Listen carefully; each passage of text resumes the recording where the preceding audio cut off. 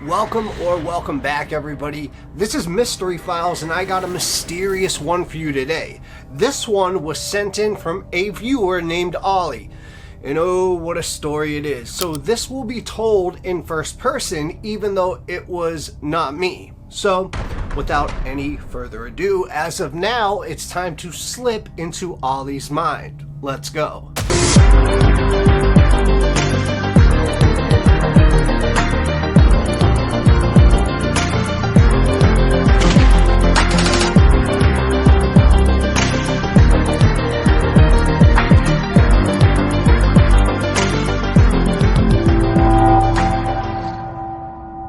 Make sure to get this video up to 50 likes for a bonus story, and also make sure to find the hidden clue. Hey everybody, I'm Ollie, and I'm going to talk about my sleep paralysis. And I was in the Navy, gunner's mate 3rd class, and in 2012 in Yokosuka, Japan, I served on the USS Blue Ridge.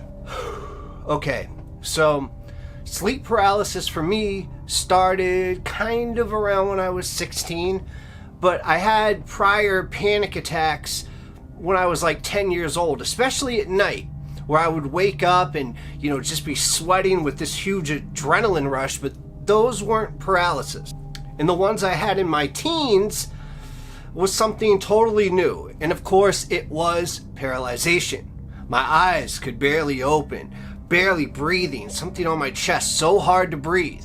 The shocking feeling like being shocked and numbness all over the body. And in those days, I'd see my brother come into my room, and it didn't scare me. I would just see him walking around. So I would try to talk, and I thought I was talking, but then he would leave. And I'd wake up knowing he was never there because he wasn't home. And this happened several times, and it would just amaze me that he was never there because it looked so real. I found some info online about sleep paralysis and figured it out and kind of let it go. But every time it did happen, I always felt like, this is sleep paralysis, like something is about to happen. Because your adrenaline, it kind of jumps. And like, something is happening now. In my mind, I gotta get up. And something's about to happen, something is paralyzing me and subjecting me to this suspenseful feeling. Then something approaches the bed, and it was my brother, again, this time. You see, in the military, you go for long periods with overexerting yourself on deployment, and then you sleep just a little bit and roll out of bed again. But they trained you for that in boot camp, so even things like sleepwalking can become normal for some people. In sleep paralysis, it would hit randomly. I mean, one time I took a nap on a bunk and a colleague came up to me and he was saying, "Hey, might want to get up."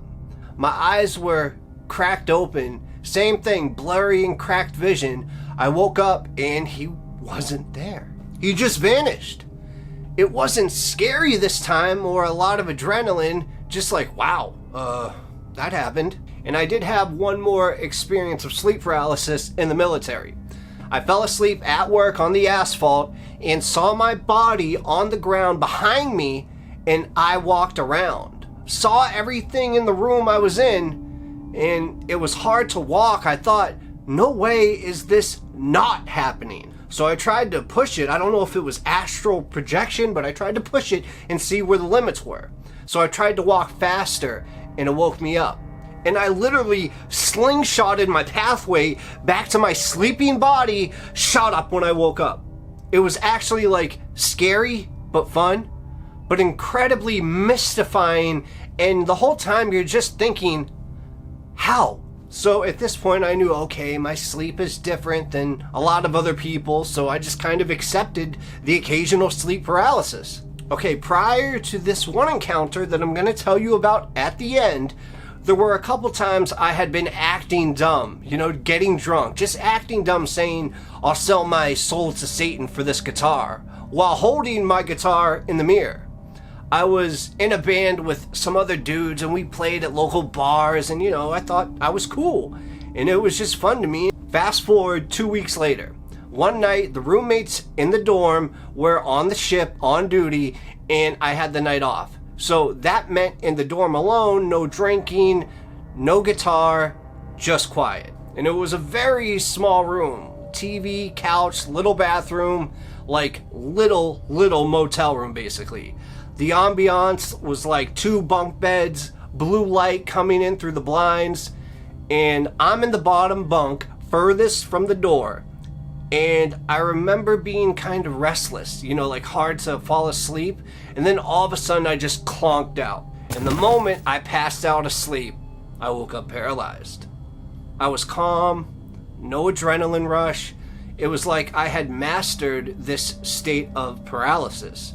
I was just kind of staring straight ahead at the blue light against the wall. And then, right away, the monster of all monsters you could imagine came in. It was this like 8 or 9 foot tall, black, but I could see some features. Some gnarly, scary demon skin.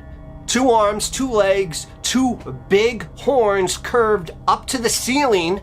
This thing came in like it had a purpose, like it had a job to do that was very simple. And I was so caught off guard by this. So shocked that I jerked my head to the left and just to look away. It didn't matter. It flung my covers off the bed at the bottom of the bed, grabbed my ankle, and dragged me out of the bed. I'm pretty sure I think this thing knew that I could astral project. So it took advantage of that and took sleep paralysis to the next level. I looked back at my mattress as he pulled me off and held me in the air. And I was just in such a state of shock as he started to slowly spin me in a circle by my foot in the air. It was beyond terrifying. I could see the window, the couch, as he spun me slowly around. Just kept slowly spinning, hanging on by my foot. The power that this thing had was enough to scare you to death. It made this breathing sound, not crazy loud, just like a horse breathing. Maybe it was a laugh. I don't know, but I could feel this evil, maniac energy. So I wouldn't be surprised if it got immense pleasure out of what it was doing.